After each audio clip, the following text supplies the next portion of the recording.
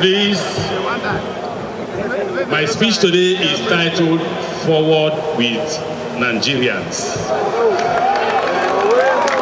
Sorry, Forward with Courage. Forward with courage.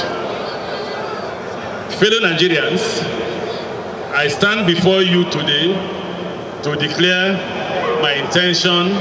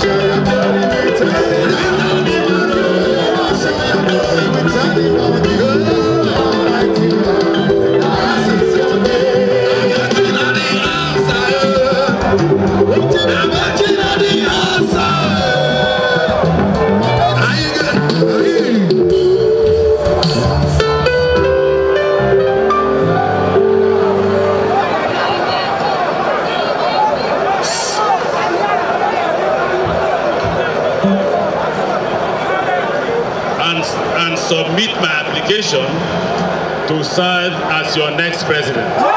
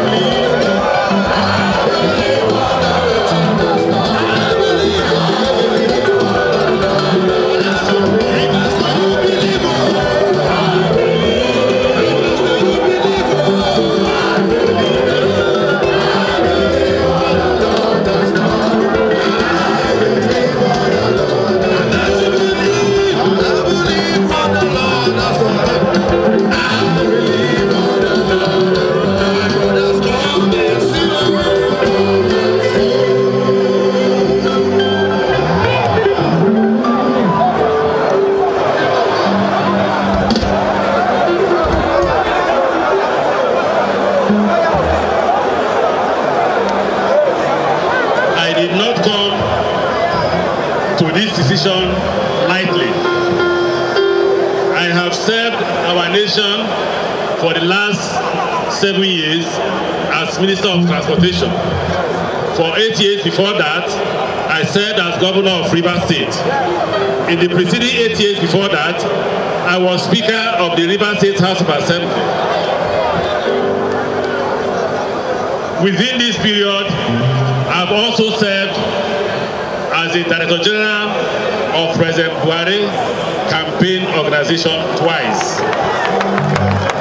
These 23 years of service have equipped me not only with great experience in governance and public service, but also compassion for the ordinary citizens of our dear country.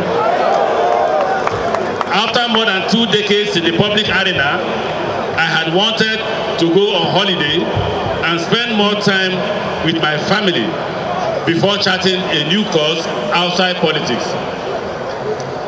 But at 56, because I'm 56 years old, and a member of the generation born after independence, who has seen the good, the bad, and the ugly of Nigeria,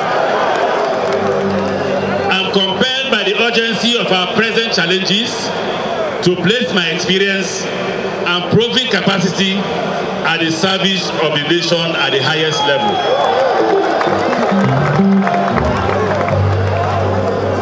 Those who know me can testify that I have always been a straight talker.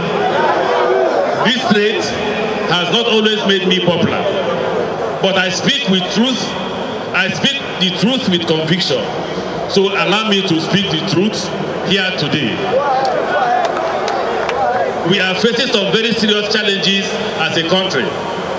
These are problems of insecurity, challenges of greater accountability in governance, youth unemployment, and the scourge of spiritual poverty. These problems are, however, not the exclusive preserve of Nigeria.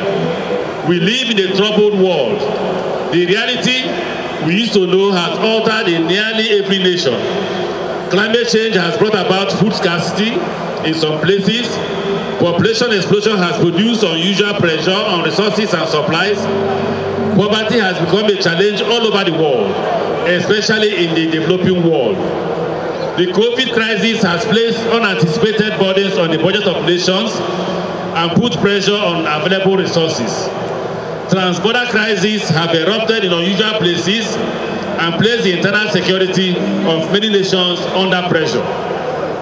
We are part of the Sahel, an area of the world that is subject to frequent terrorist attacks. Let us look at our current challenges as part and consequences of these global trends. I admit that Nigeria's problem did not begin today, and they will not be solved overnight. But they are not beyond the capacity of our people to solve. Fortunately, that process has already started. There's an ancient proverb that a society, and I quote, a society that grows great when old men plant trees, under whose shade they know they will never sit. The current administration, under the able leadership of President Muhammadu Buhari, has planted many such trees in Nigeria's future. We have invested billions in infrastructure, human capital development, and made reforms that will pay off over time in terms of socioeconomic growth and stability. We have invested heavily in projects and initiatives that will secure a brighter, better future for Nigeria. I am proud to have been part of this success story. It has been an honor overseeing the Ministry of Transportation in reviving the moribund railways and working tirelessly to create an integrated national transportation system that will positively impact our economy, trade, employment, business, and national cohesion. Have we achieved everything we set out to do? Of course not. Could we have done more? Undoubtedly, there's always room for improvement. On reflection, the notion of running for president would have been far beyond the imagination of the young lad running around the streets of Dio or our small compound in Nubiba. Not to talk of the young indigent student leader mobilizing peers at the University of Port Harcourt. But my aspiration is not about fulfilling any personal ambition. I am contesting for the office because I believe that it is my moral duty to give what I can in the service of my country.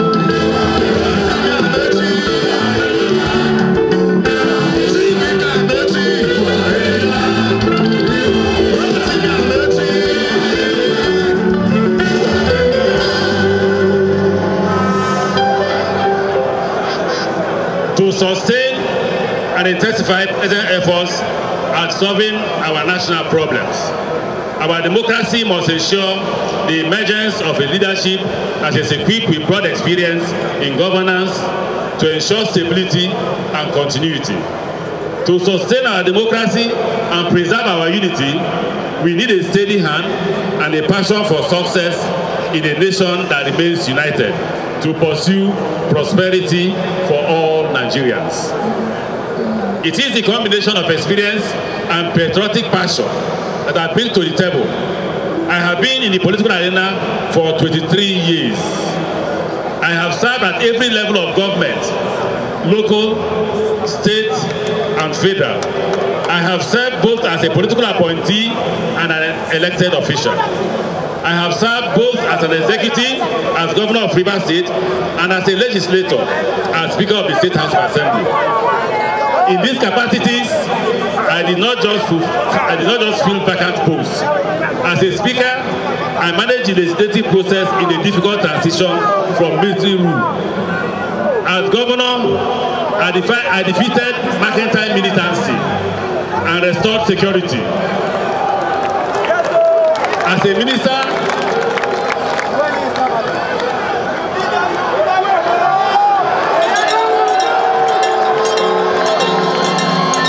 we give you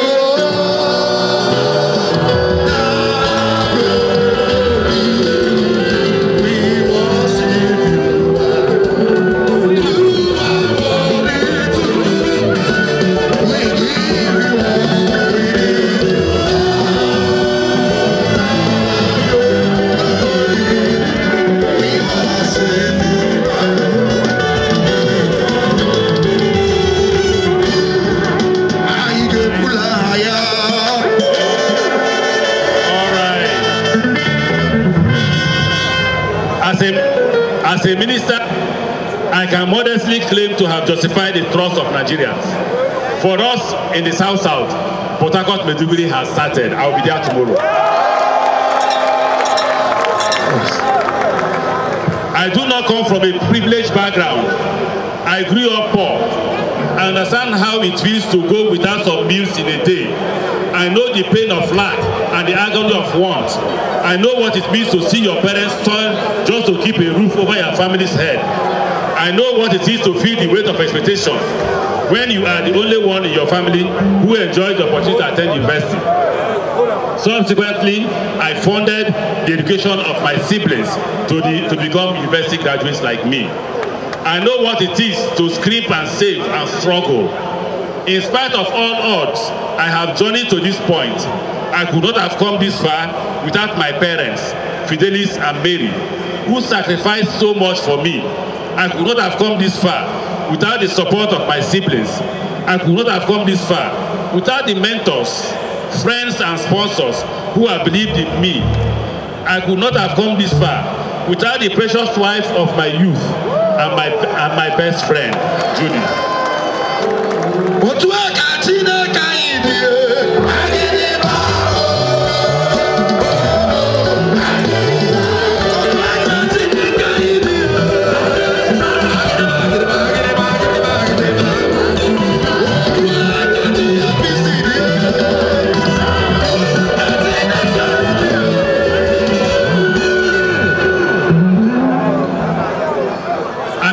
I could not have come this far.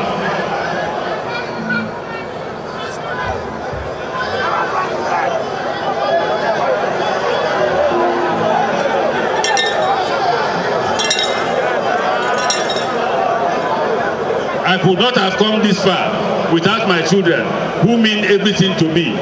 Above, I could not have come this far without the support of Dr. and Mrs. Pitodili. I could not have come this far.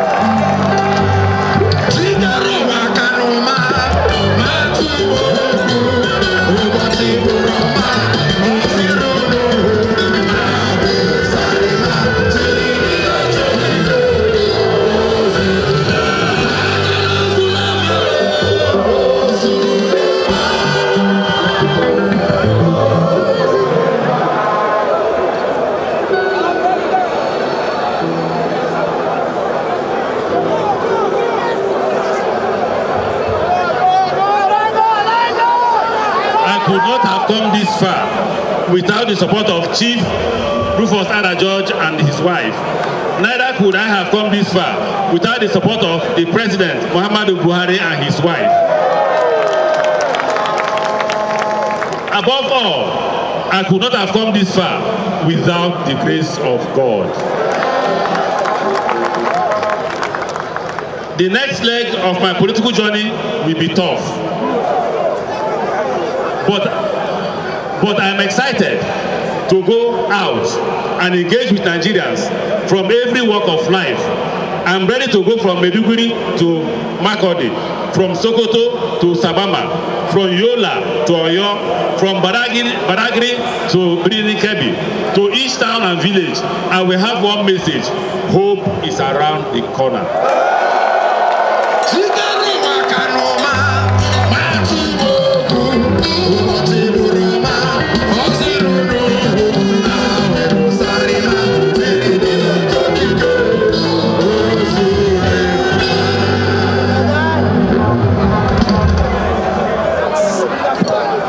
I look forward to meeting you in your towns, in your villages, cities, campuses, and creeks.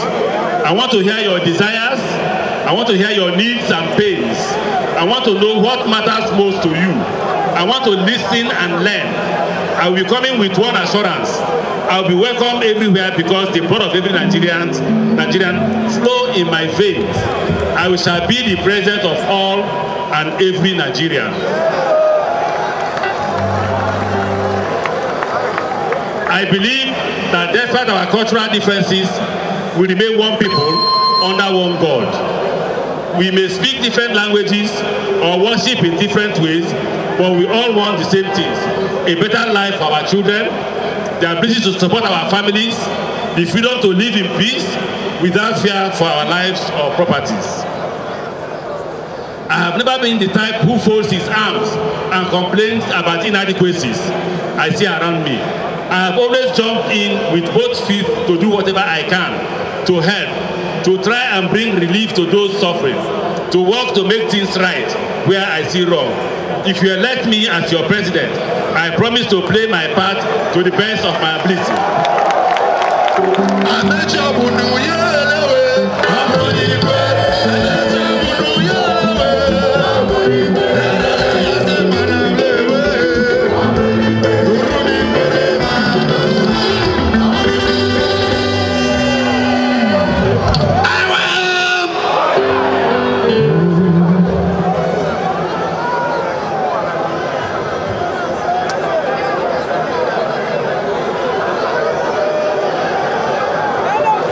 Every day, I will rise and go to work for you. I will never forget the fact that I'm there to serve you. I will be your servant.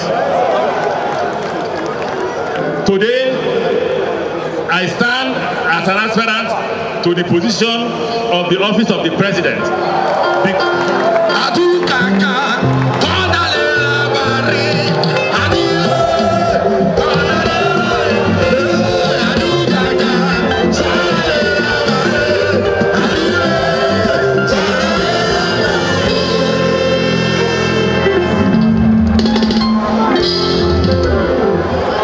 Because of that same passion for people, that same drive for results, more than ever before, I am burning with the zeal to make a decisive difference in the lives of all Nigerians. No matter the darts and arrows that come my way, I will remain steadfast, because the stakes are too high. We cannot afford to fail. We cannot afford to veer off course. I pledge my heart, mind, and soul to the task of building a Nigeria in which every child can go to school, every young person can find work or support to start a business, every citizen can travel safely around the country and sleep at night, knowing that law and order prevails and every Nigerian feels included, heard, and respected. The word is law and order. The road ahead will be long and arduous, but we go forward with faith. Forward with courage, forward with compassion, forward with hope, forward with pride for who we are as a people and who we are yet to become. The future is bright because of you. God bless you. God bless the President of the Federal Republic of Nigeria for giving me this chance. God bless the Federal Republic of Nigeria. My name is Amaechi.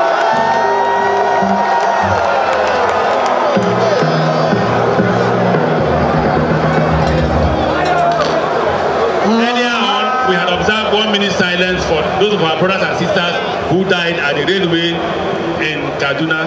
May their souls rest in peace.